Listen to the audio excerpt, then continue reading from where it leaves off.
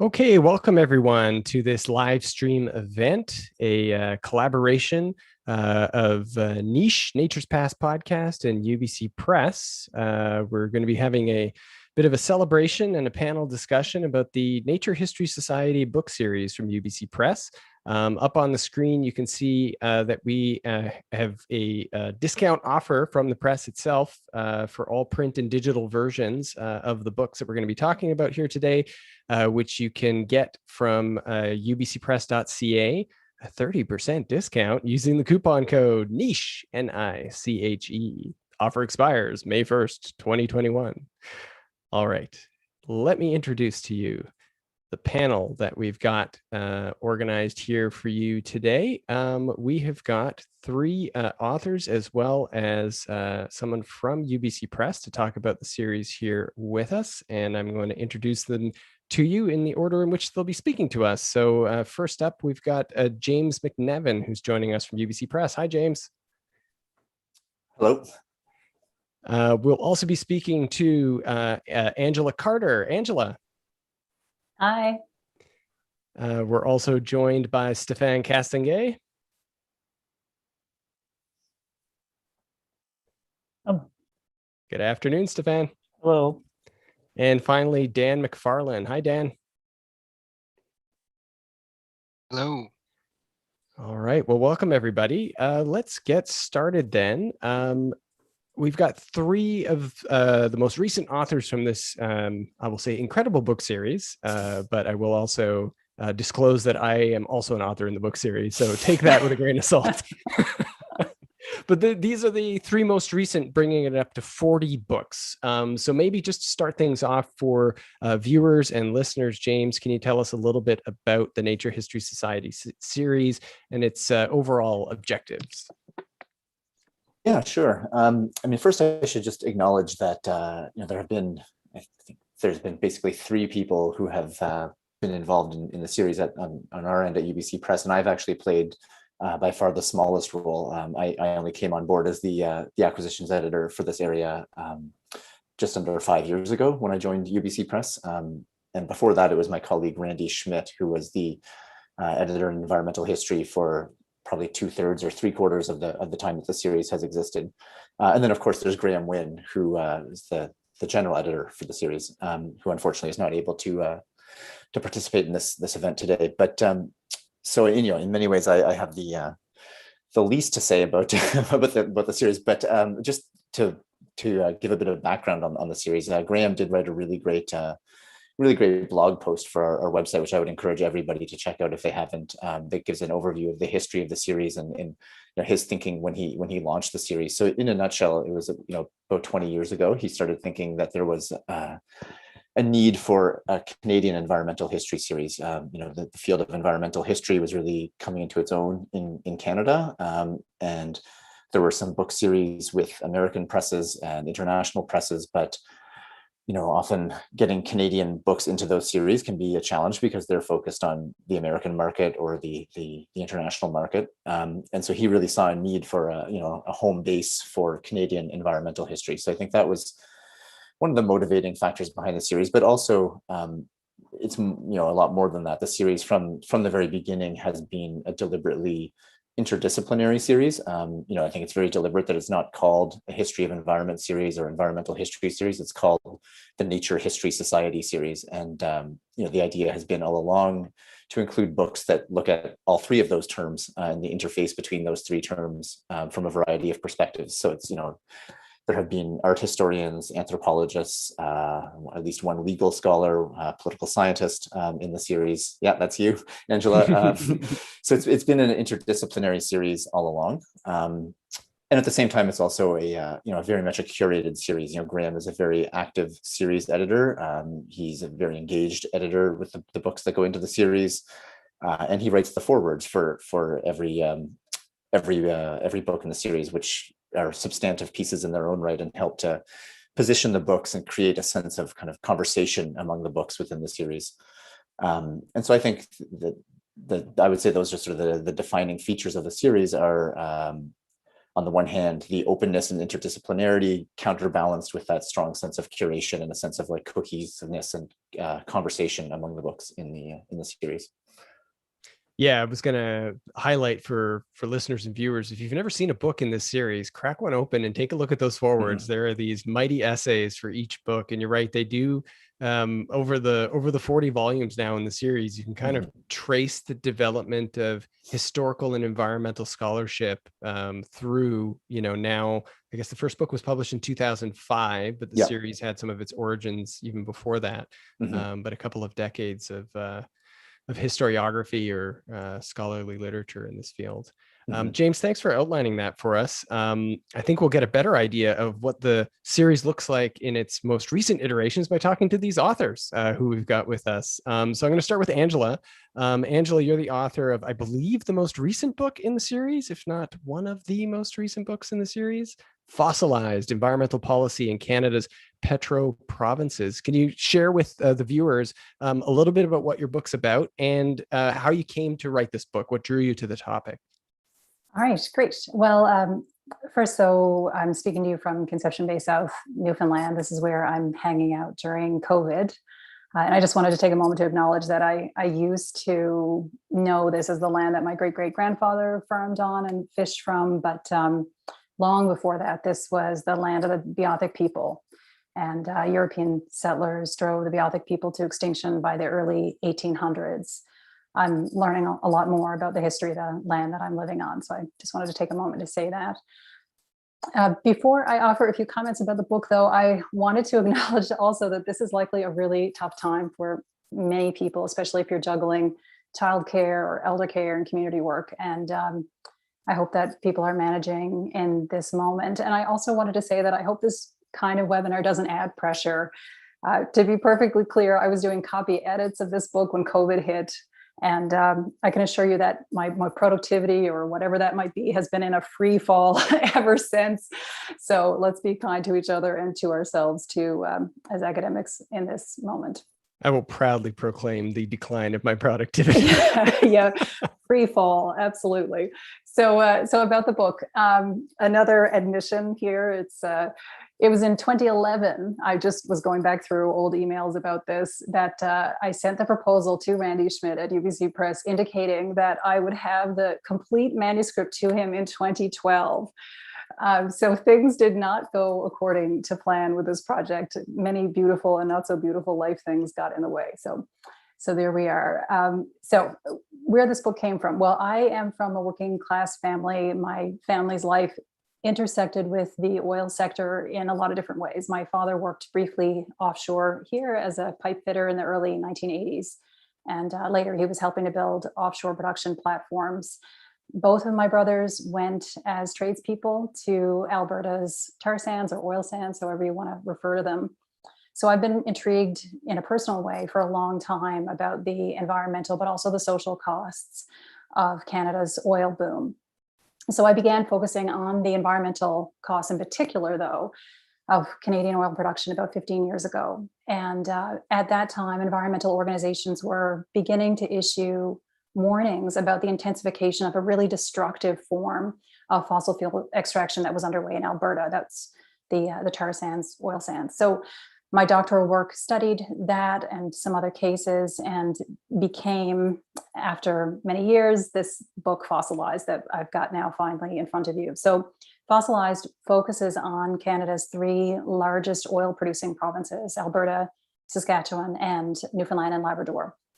So this set of cases is what I call our Petro Provinces. And the book itself is tracing out how each of these provinces over what I'm calling the last oil boom period, what is likely the last oil boom period, 2005 to 2015, at their richest point in history, how these provinces allowed environmental regulatory capacity to wilt or actively undercut it as oil production was reaching unprecedented levels.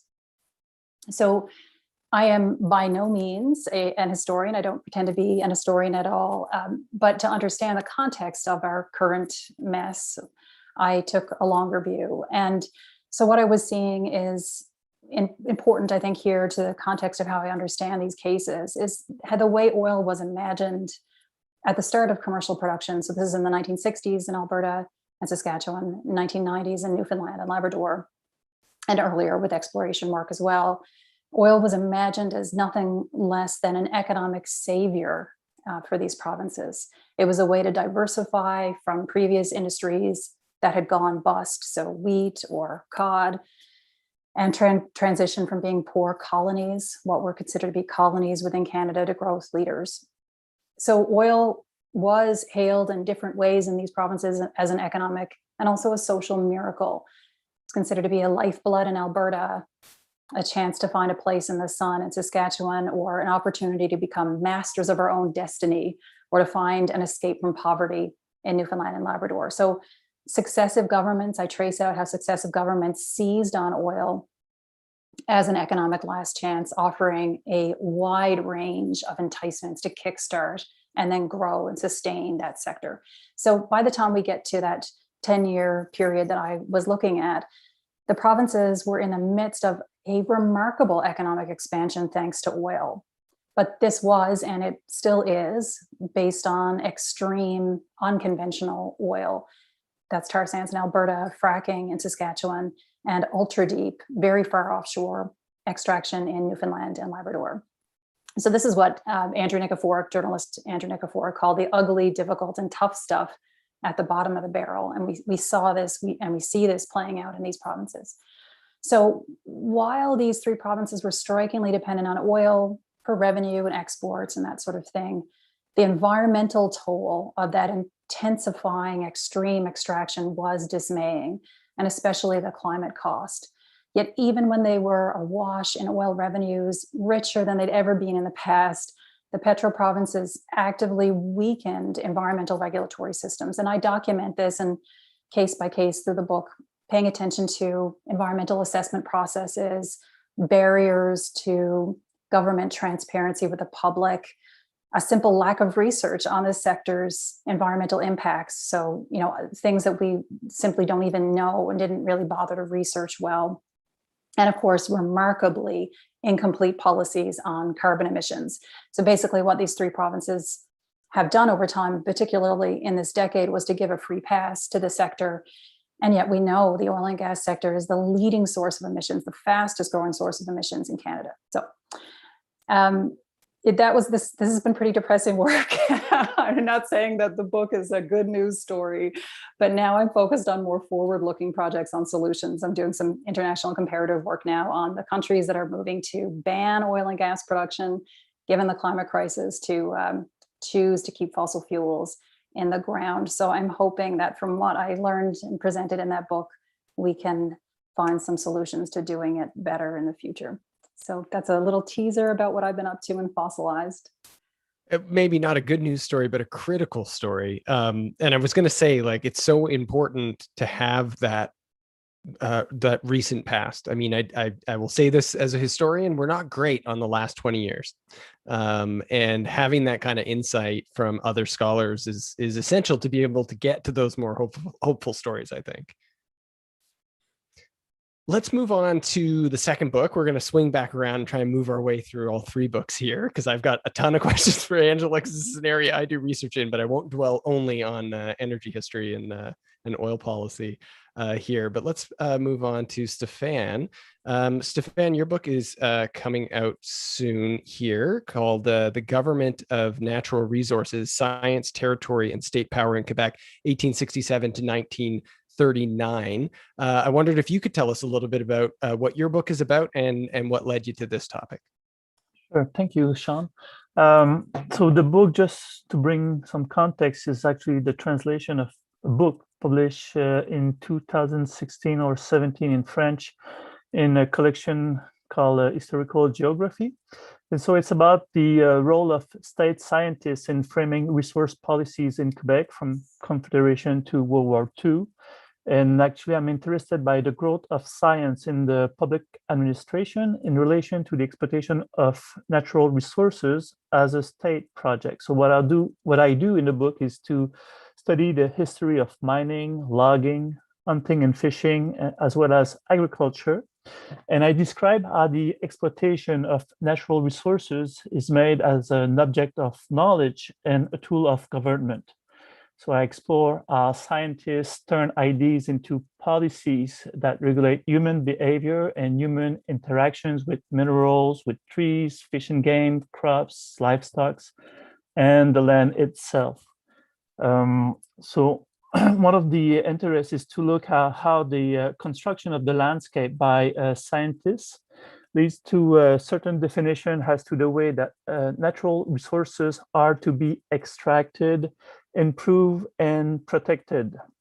And this has a profound implication in the formation of resource users, whether we're talking about the mining prospectors, settlers of the colonization movement, subsistence farmers, commercial agricultural producers, elite sportsmen, and also more common popular members of the fish and game clubs. And this is what I call the government of natural resources, which has to do more with framing the conducts of resource users through environmental changes than with regulations and resource policies per se. Of course, this is a large agenda because I look at all those different fields of expertise, but I first needed to tackle some very basic questions, such as how were the scientific service were set up at the turn of the 20th century, especially in the provincial settings, because at that time there were very few professional scientists.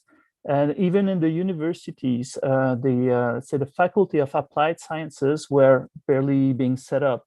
Just to give one example, in the case of forestry schools, the one at the University of Toronto, the University of New Brunswick, and Laval University were set up in the first decade of the 20th century. Then another question is, what were the scientists doing? Well, scientists do science, but what does that mean exactly? And so I was wondering about what was happening in the laboratory, but also during the exploration and surveying activities, and in the different experimental setups, the demonstration farms, the hatcheries, the farm, the nurseries and all that. And another question was how the scientific activities had an impact on the exploitation of natural resources. What were the implications, the social implications of environmental knowledge as it was developed and implemented by the state scientists? So what initially led me to the topic was my interest in the relationship between science and the growth of the state apparatus. And this was a question that I first explored in my first book project that was on applied entomology, the science of insect control in federal governmental laboratories. Now, that first book was written from a history of science perspective, and now I turn more into environmental history and historical geography. One of my principal concern for the book was to put some meat around the idea of seeing like a state that was framed by anthropologist James MacNevin. Actually, who is actually seeing when we say that seeing like a state? What is the state in that case? And how is that statist gaze being articulated? And once it is, the gaze is taking the form of a policy and is being implemented in the landscape, how scientists and their knowledge are participating to the government of men and things, men being like the resource users and all that. And to answer those questions, I look at the activities of scientists and more especially at their spatial practices, which involve more than the mapping of the territory and the resources. And to do that, I have used a very conventional material of historians, which is the annual reports of governmental departments. However, I have used them in a very less common way, I think, which was by revealing the spatial information that those reports contain. Among other things, what I did was to look closely at the public accounts and not to discuss dollars and expenses, but to follow the money, so to speak. So I was following the money and the scientists at the same time, wondering where the scientific and technical personnel was put to work, where did they conduct geological surveys at different time periods, where did they set up the research stations, and how did that change over time in relation to environmental change? Where were located the tree nurseries, the hatcheries, the fish hatcheries, and how the introduction of living materials, sealings, animal bread, fish eggs, and fry modified the landscape. So this is more a historical geography of scientific activities that is central to my analysis. Yeah, that's what the book is about.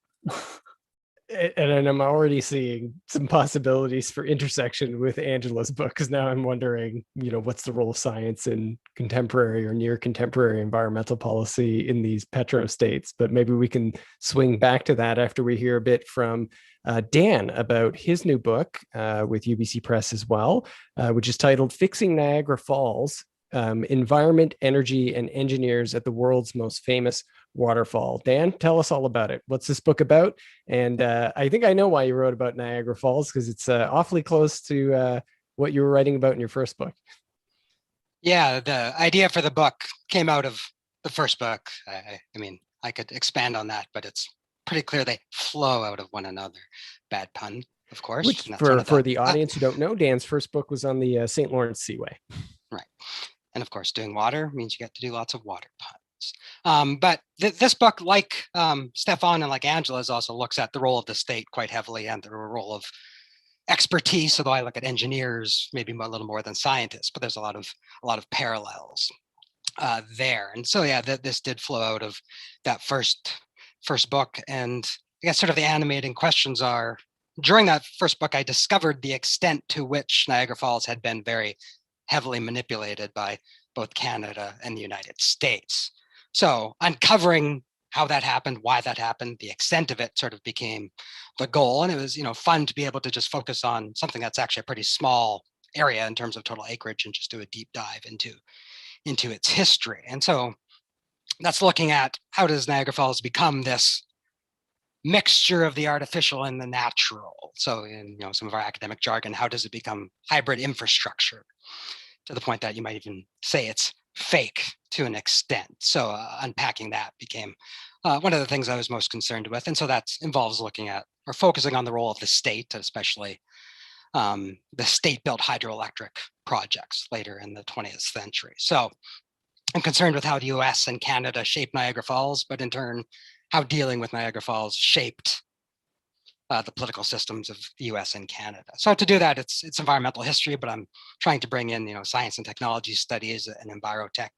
It's very consciously into the energy humanities, as well as transnational borderlands and environmental diplomacy, Canada-US relations.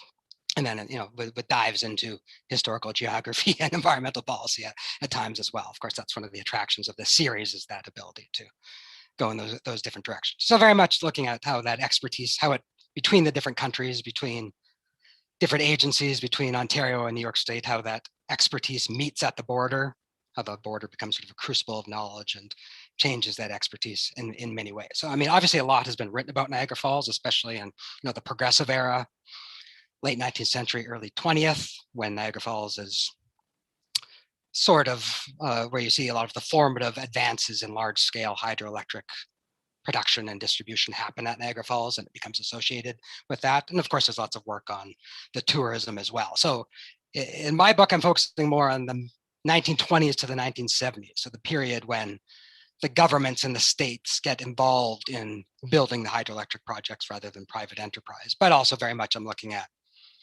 the extent to which the states work with industrial capitalism to remake the waterfall in ways that serve the goals of larger society and industrial capitalism as well.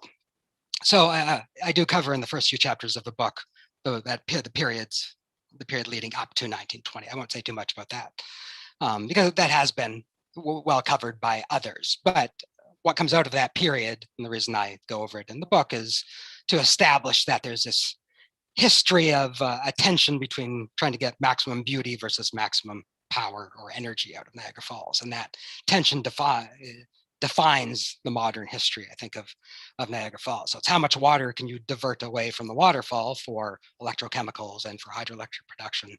Because when you do so, of course, it means the waterfall doesn't look as good. So that hurts the very powerful tourist industry. So how do you have your cake and eat it too? How do you have your waterfall and watch it at the same time? So a lot of people were concerned with, even as they put it, to stop Niagara's suicide or save it from itself, because on top of diverting water, the waterfall naturally erodes on an average of a few feet per year. So if you have tourist or industrial infrastructure, you want that to have a fixed address, right? That's not constantly moving. So people would claim, oh, we're going to divert water to protect the waterfall, so erosion will stop. Well, we'll take the water for you. We'll take it off your hands and we'll use it for industrial purposes. So that's kind of, in a nutshell, summarizing several decades in an oversimplified way. So at the same time, well, the two different political units are trying to do that. The federal governments of Canada, the US, are trying to come to international agreements because they need to, because of the Boundary Waters Treaty, to apportion the water, take more of the water, and make engineering changes to Niagara Falls. So there's a bunch of failed agreements in 1929, 1932, and 1941, which I go through in the book. But that's sort of as a vehicle to then concentrate on what's the fulcrum or sort of hinge point of the book, which is the 1950 Niagara River Diversion Treaty. So this, after all those decades of negotiations, they finally get a treaty that manages to pass the US Senate, get through, and this authorizes the two countries to re-engineer Niagara Falls so they can take the majority of its water, at the same time making a bunch of interventions to try to disguise and hide the extent to which they're taking all that water. So that 1950 treaty outlines the International Niagara Control Works, whole series of what they call remedial works. So that's carving out the actual waterfall, changing its shape, shrinking it, as well as installing a large dam with gates just above the waterfall, further up the river. So under that treaty, what this means is during tourist hours, they have to leave about half of the water that's supposed to go over the waterfall flowing over. The other half can be diverted. Then at nighttime, during the tourist hours, and then basically from the fall to the spring, they can take 3/4 of the water. So at best, if you go to Niagara Falls, you're only seeing half the water, or maybe 1/4 of the water that actually goes over it. And all that water is being diverted to large hydroelectric stations. I mean, many had been built, but really the ones we currently have were built in the early Cold War period on both sides of the border. So there's a chapter in the book that goes through the transborder construction of the different sides and gets into, on the American side, for example, they had to expropriate land from the Tuscarora. So it gets into some of those issues as well. And I mean, I was lucky enough to get access to a lot of the internal engineering records that Ontario Hydro was just going to throw out. And I found in basically a dank basement at a transformer station in Kipling in Toronto. So they didn't really know what they were showing me, I don't think, and they probably wouldn't have if they would have known what it was. But basically I got, the high level discussions of how to remake things. So I was able to, sort of go inside the black box of hydraulic engineers, and I talk a lot about that in the book, how models are used. This was a formative period for the use of hydraulic scale models to plan everything, and get into the expertise of how do they deal with uncertainty with using models for the cut and try method, all those sorts of things. I mean, because the goal really was in remaking Niagara Falls, in the engineer's own word, was to create the sufficient impression of water. It just had to look right. And to do that, you had to have the correct curtain of water. So it didn't matter if as much was falling over, but as long as their criteria were, you had to adequately reflect the colored lights at night. It had to control how much mist and spray came up from the waterfall, and it had to be able to control these remedial works, how much ice formed at the hydro intakes in the winter. So all those things are the focus of the middle chapters of the book. And then the last chapter is about the campaign between 1965 and 1975 to turn off when they tried to remake the American Falls, the smaller set of waterfalls. So the U.S. Army Corps of Engineers turns that off in 1969, which is sort of a famous event. They ultimately decide not to remake it for lots of different reasons, including the burgeoning environmental movement. But I go into a lot more detail in the book. So basically, to conclude, what I'm trying to show is that by submerging the Niagara waterfall and its infrastructure and then sort of fronting it with a flowing facade, the governments thought they were trying to empower nature to live up to its potential, or at least its anthropocentrically defined potential, which meant sufficiently producing both energy and beauty. So I will leave it there. I think it's obvious for viewers that these are three very fascinating studies, deeply researched studies that connect quite well together. And I think that speaks to why these three books are in the Nature History Society series together. And of course, Dan, your book is a case study of an incredibly complicated, techno-natural machine made all the more complicated by the fact that it sits on an international border. So readers can look forward to quite an interesting story, I imagine. I do want to remind everyone that this is being recorded live. And so our audience on YouTube can ask us questions in the chat. So if you're watching out there, just post a question into the chat and I'll relay it over to the panel here. I've got some questions also for the panel as we keep going, but we've got some friends out there in the audience and hopefully some strangers as well. I see Dean Bavington posting some stuff. Tina Lou's out there. Hi, Dean. Hi, Tina. So let's move right along, let people think about some questions that they might have, because I think hearing about what the topics of each of the books are and what they're about are starting to get the juices flowing in terms of seeing the connections around the role of the state, the role of science and technology in all three books. Dan, I'll start with you, a kind of, I guess, historiographic question about the place of this book in the field in environmental history and environmental studies. What brought you back to the UBC Press series? You published your first book in the Nature History Society series, and you now published the second book with the series. Do you see the series as the place where you can kind of make your contribution in these two fields? Yeah, very much. It's so interdisciplinary, and it's the different intellectual constituents that you want to seeing your book, I think, are going to notice it. And I mean, basically, you just want to get another Graeme Wynn forward, right? That's part of the motivation here. Have him summarize your book for you, and sometimes do it better than you did is one of the attractions. But in terms of contributing to the broader scholarship, I mean, in some ways too, this book is a return to some very old and classical questions of Canadian environmental history, right? About the role of the state. Even Niagara Falls itself has been studied a long time ago, and for many years. But trying to do it, I hope, with some different questions and some different approaches and some different methodologies. So, I mean, I am trying, since I do teach in an environmental studies setting rather than environmental history, I do sort of imbibe a lot of those different approaches since I don't teach much environmental history. So I'd like to think that makes its way into the research. It's still historical, but I am borrowing from a lot of the other fields that I think I mentioned earlier. So that makes this series a good home for that too, because, with historical geography, environmental policy, science and technology studies, all those different reasons. And I mean, as you know, Sean, energy history, I think, is one of the more important and growing sectors in Canadian environmental history too. So, I mean, I'm trying to pose some different questions and bring some different angles to the study of hydroelectricity, which is in some ways a very old or a very classic way of doing environmental history, but connecting it more to some of the newer energy history approaches. And so, I make arguments about hydro-democracy and hydraulic imperialism. So the way we now see Canada as a petro state, it was a hydro state in many ways before, to the extent that hydroelectricity really, at least in central Ontario and then BC and different provinces to different extent, hydroelectricity really shaped the political economy and even the politics of a lot of these jurisdictions, and played a really big and underappreciated role in shaping Canada-US relations as well. So I think those are some of the ways, I guess I would say, where I'm trying to contribute there. Now, Angela, your work as a political scientist, I think, as James pointed out, maybe the only political scientist in the series so far. But I guess one of the questions is, do you think there needs to be more policy-oriented research in a series like this? Or what kinds of contributions do you think a policy-oriented or policy analysis-focused study could bring to broader studies in environmental scholarship?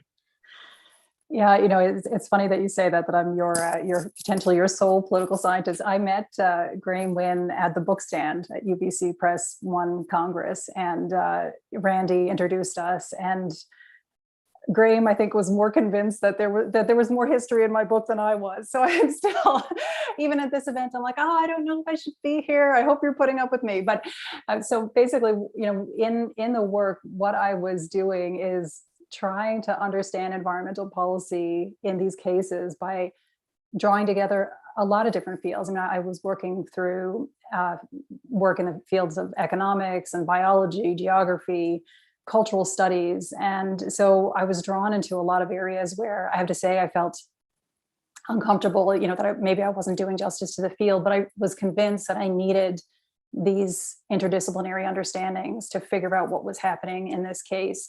And I should say too, in the humanities as well, that every time I go to do field work in a new place, when I'm in a library of, at the University of Alberta, for example, I remember the first book that I looked for was an anthology of poetry. Because I want to know what people imagine themselves to be and what kind of past they're coming from and what kind of future that they might be working towards. So I really like an interdisciplinary approach. I think it's really important. But using an historical approach, using some of that literature allowed me to see why it was that the oil sector was prioritized and then protected, why other options were foreclosed over the decades of this development, right? So yeah, all very interesting to me. But in terms of needing more policy focus, and I guess broadly, I'd say that if COVID has shown us anything, is that we've got a lot of intersecting crises that are unfolding, environmental ones, climate in particular, racism, inequality, the hollowing of democracy. The COVID pandemic has exposed a lot of these for us. And those of us who are working as faculty members, we are so lucky and privileged to have some time to read and reflect and to write. And when we do, I hope we do it with an eye to challenging the structures in our society. And that means on the ground contesting policy and pushing ahead with policy alternatives. So yes, by all means, I think we need more policy-oriented research more generally. And obviously in this series too, I think that would be great. But I think I would also add, and I hope this isn't out of place, but I think that as social scientists or folks who are in the humanities, I think that working for change in our communities, participating in and supporting grassroots movements, bringing our research into public debate through media, bringing it to government, activating it.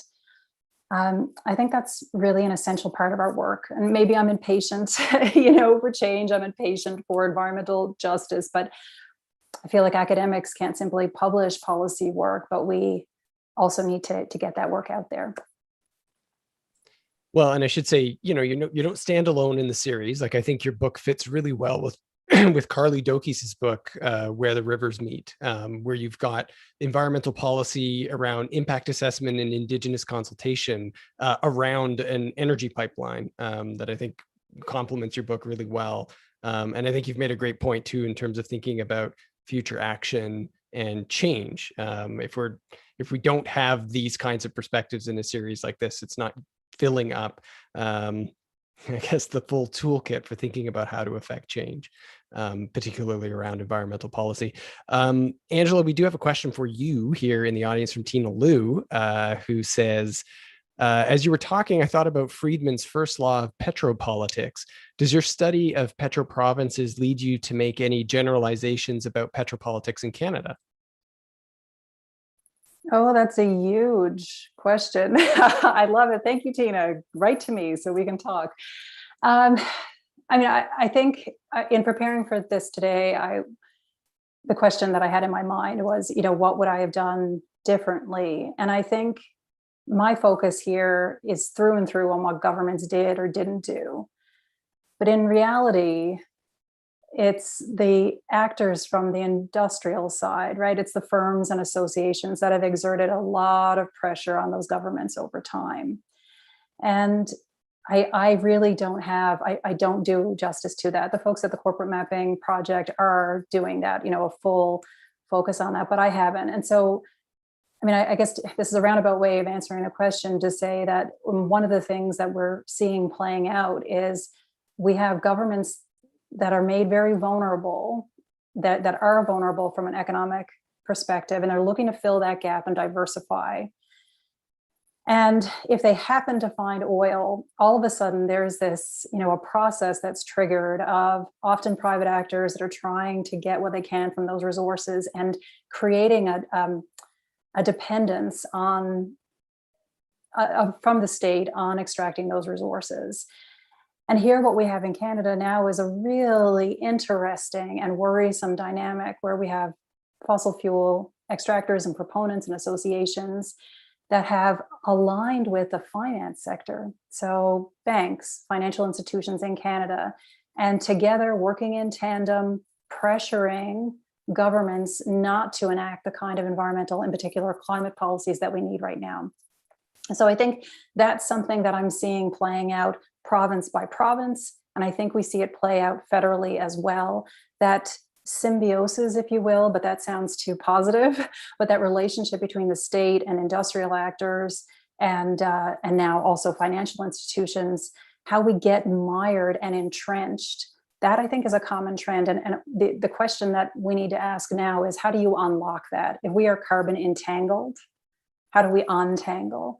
So that's the work that I'm pursuing now, but it's a really difficult one, because there's a lot of interest now at play, and governments and people in these provinces have convinced themselves that oil is the only way. And yet actually what oil is doing in this moment of climate crisis, it's making us really vulnerable, right? As we move towards this idea of stranded assets, suddenly we have petro provinces that, it's a question, their future as a province is at question because we don't know what's going to come of the value of the reserves that they're banking on being able to extract. Anyways, great question, Tina. I hope that we could talk about it in person at some point. I'm sure she will reach out. Tina says, LOL, sorry, just really interested in your book. No, it's great. Don't apologize. But thank you for asking this huge question. Yeah. I'm going to use moderator's privilege to also share some stuff that I thought about as you were speaking. I don't know if it's an irony or if this is a continuity in terms of the relationship between government, industry, science and regulation.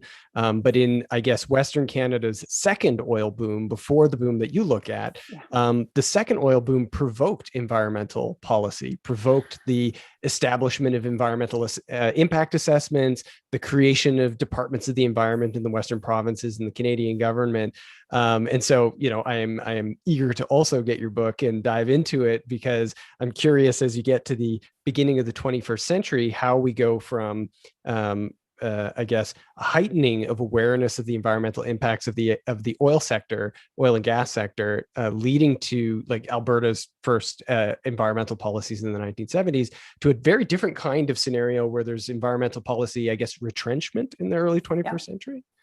And this might be a good segue into Stephane and Angela to talk a little bit about where science fits here. So Stephane, in your study, where do you see that relationship between the state, science, and industry in terms of the exploitation of natural resources or the harnessing of natural resources? Are they operating more autonomously, or do you see the state and science operating, I guess, symbiotically, to use the word Angela used, but independently of industry, or are all three commingled? Actually, I didn't look at the industry per se. Unlike, for example, when you consider a book like the Politics of Development, where industry and state were the main locus of the study with natural resources, it's more the users and the individuals involved in the extraction of the resources. So it would be more the mining prospectors than the mining company as such, or the settlers who is supplying the pulp and paper mills with wood, with timber, than how the timber companies operated their timber limits, So it's not it's not the focus of the book. And I guess when I think about the period that you look at, Stephane, you see maybe closer connections between science, the state, and settler colonialism, right? So you're thinking about the ways in which science can be used to deploy new ways of exploiting resources to facilitate the expansion of settlement. But by the early 21st century, science, industry, and government aren't so much concerned with settling new territories as opposed to what we might think of as resource colonialism, just extracting resources from the north to fuel either financial interests in the south, energy consumption needs in the south from a different place. I don't know. That's speculation at this point. If that makes any kind of distinction in terms of the periods. Yeah, well, there's a close link to be drawn between, of course, between resource extraction and let's say territorial colonization.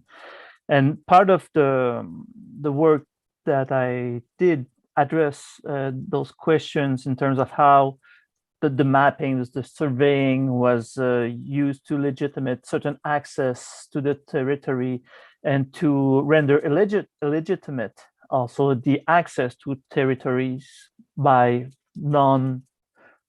people who have to be dismissed as legitimate users. So, and I think that so far the study of colonization in Quebec has been mainly concerned by the ideology, especially the religious ideology beyond the colonization movement and all that. And a thing that I do, but not as much as I wanted to, because this is something that came up quite late in the research, is actually what is the role of the science in this colonization process. And we have, as for forestry, it has been explored a little bit, but I've put more analysis for that colonization movement, especially in line with, let's say, the reforestation activities of the government, how it was claiming territory by doing some reforestation work on that territory. And given the type of tree species that were used, that territory was, that reforested territory was directed to a very specific use, which was to supply the pulp and paper industry with spruce trees. If that answers your question, I don't know. Certainly answers my question, but I wonder if you can answer Dean Babington's question, which, if you can imagine, is about fish. He wants to know, are there major differences, Stephane, between how fish were made legible to the state in Quebec versus other provinces of Canada? Okay. As for fish, of course, I'm aware of the work of Dean with the cod and the fish in the maritime fisheries. But this is not something that I looked at. I was more interested by the fish for fish angling, for example. Maybe that question was, Dean's question was in that perspective.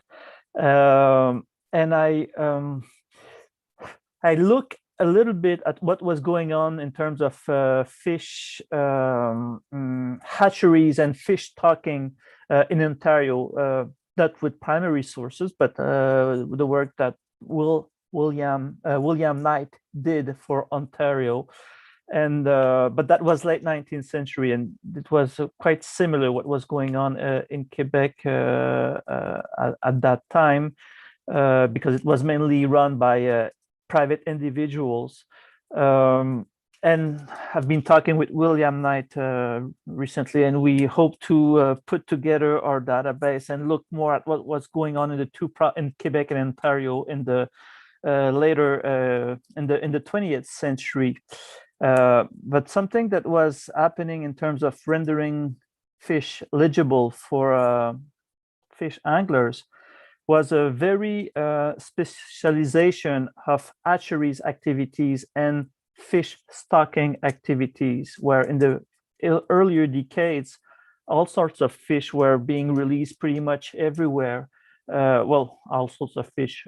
Of course, a very few species, but even those few species like salmon and different type of trout and Wananish, which is Lochland salmon. They were distributed all over the provinces, and there was a tendency we see in the 30s where the regional specialization has to where the fish were being raised and were being supplied to stock the rivers. So we have some form of homogenization of the aquatic landscape in terms of fish stocking. So it becomes quite more easy to read what is happening in those rivers and lakes for the anglers. So then this is a type of legibility, we might say. There, I'm going to assume we've satisfied Dean by talking about fish for a little bit there. And he does say thank you. And says, look forward to reading more of your work and Will Knight's work as well. Okay, I've got a question here from the chat that I think might be good for James. Andrew Watson, University of Saskatchewan, asks, these three books cover a period from 1867 to the present, which makes me wonder, now that there are 40 books in the series, are there any areas of Canadian history that are missing in the series? Where might there be gaps, or where are there new topics or subject areas you think there's potential? That is, that is a big question. Another huge question from the chat. It's true that most, if not all, of the books in the series do cover the post-Confederation period. I don't know really why that is. That would be actually a good question for, and Angela just posted in our chat, are there any topics that we've had enough of already? That's not another good way of thinking about it. Are there topics that are overdone? But no. No more parks. No, parks are fascinating. There's always room for more parks. No, it's true that most of the books, almost all, if not all of the books, have covered the post-Confederation period. And I think that would be interesting, actually, for those of you working in the field, historians. I'd be curious to hear your own thoughts on that, about why there aren't more environmental histories of the pre-Confederation period. In terms of the topics, directions that things could go, I don't know. I mean, it's I was thinking about this a bit before the event, obviously, because trying to think about what I could say around these issues. It's as an acquisitions editor, I can have my ideas about where the series might go, and I'm sure Graeme has his ideas. But ultimately, it's really, we're following the field, right? And we're seeing what work is being done out there. And it's interesting how in Graeme's blog post that I would encourage everybody to read if they haven't. He sort of identifies a few clusters that have developed in the series. There's sort of separate conversations or distinct conversations going on around different themes in the series. And it's interesting that even among the three books that are up here, it's totally unintentional, but there is a sort of a thread through all these books around the role of the state, for example. And the next book coming out in the series, if you haven't heard, is Ron Rudin's book about the maritime marshland rehabilitation, which also deals, again, with the role of the state. And so there are these threads that just emerge that are not deliberate, that are not directed by us. And so I know this is a very long-winded way of saying that I don't have an answer, but it's just. I think that's useful, though, for listeners and viewers to hear that the book series is not necessarily prescriptive. It is a reflection of the scholarship, and in some ways, if you kind of dip into the series over the 40 books, they kind of show what was happening in a particular period of time among researchers and authors. Yeah. And so, I think on a very practical level, the other thing I was thinking about as we're going into this event is, really missing in-person conferences. That's as an acquisitions editor, that is where these conversations happen, where we meet authors and start to see these emerging conversations and new directions in the field. And it's been amazing that the online events that everybody has been putting together. But I'm really hoping that the not too distant future we can gather in person again. because there's no replacement for that. Well, that seems like a pretty good place for us to stop as we're getting close to time here. We've been going for almost an hour, believe it or not. I wanted to thank all of the panelists this afternoon and our audience for joining us here. So thank you, James. Thank you, Angela. Thank you, Stephane. And thank you, Dan, for being here with us. And thanks to everybody who watched today. You can, of course, catch the recording of this on the Nature's Past YouTube channel and the Niche website after the fact. And of course, if you're watching this already on the recording, you already know that.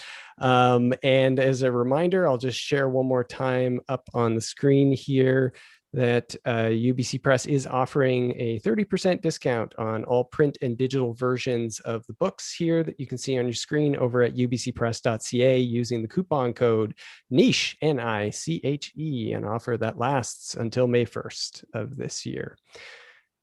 All right, that's the end of the stream. Thank you so much, everyone, for joining us, and we'll see you at the next event for Environmental History Week. Thanks, everybody.